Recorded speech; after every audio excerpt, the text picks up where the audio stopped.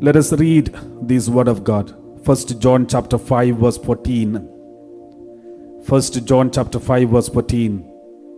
And this is the boldness we have in him, that if we ask anything according to his will, he hears us.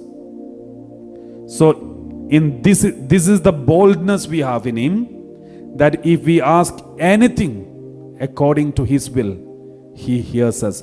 How do we know his will?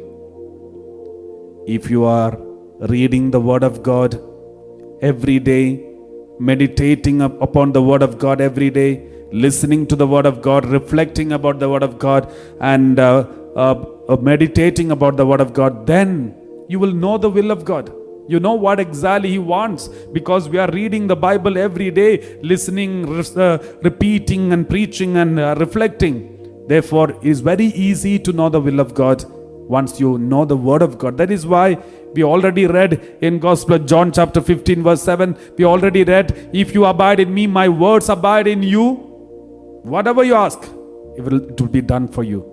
Now, again the word of God says, this is the boldness we have in him, that if we ask anything according to his will, he hears us, because he knows that we will never ask anything against the will if you know the word of God.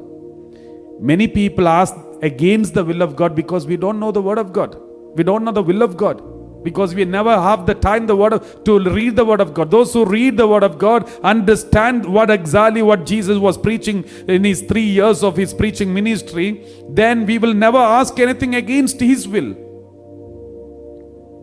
So this is the boldness we have in him, that if we ask anything according to his will, he hears us.